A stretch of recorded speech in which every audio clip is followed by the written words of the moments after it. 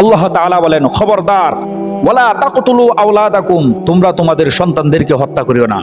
খশিয়াতা ইমলাক, খাদ্যের বয়ে, অভাবের বয়ে, অনটনের বয়ে, যে সন্তান দুইটা হলে কি খাওয়াবো, সন্তান তিনটা হলে কি খাওয়াবো, খাদ্যের বয়ে, অভাবের বয়ে তোমরা তোমাদের সন্তানদেরকে হত্যা করিও না। অনেক মা বোনরা আছে 1 মাস 2 মাস 3 মাসের বাচ্চাকে তারা ধ্বংস করে দেয়, ফিলকে বিভিন্ন ওষুধের মাধ্যমে তারা তাদের সন্তানদেরকে নষ্ট করে দেয়। আল্লাহ পাক রব্বুল আলামিন বলেন, নাহনু নারযুকুকুম ওয়া ইয়াহুম, আমি তোমাদেরকে এবং তোমাদের সন্তানদেরকে আমি রিজিক দিয়ে থাকি, কিসের জন্য তোমরা তাদেরকে হত্যা করতেছো? এই হত্যা কাণ্ড বিশাল বড় মহাপাপ। আপনি হয়তো জানেন না আপনার এই সন্তানটা একজন মুহাক্কিক আলেম হবে, আপনার এই সন্তানটা একটা সমাজকে পরিবর্তন করে দিবে। আপনি জানেন না আপনার এই সন্তানটা গোটা বিশ্বের মধ্যে একজন মহামানব হবে, কিন্তু আপনি আপনার সন্তানটাকে হত্যা করে ফেলছেন রিজিকের বয়ে, অভাবের বয়ে।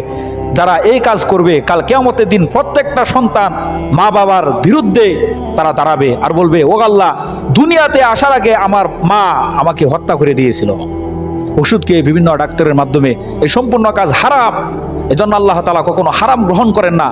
এজন্য বাঁচতে চাইলে আল্লাহর পথে ফিরে আসেন, রাত্রিবেলা উঠে আল্লাহ তাআলার কাছে ক্ষমা চান, ইনশাআল্লাহ আল্লাহ তাআলা আপনার এই গুনাহ ক্ষমা করবে।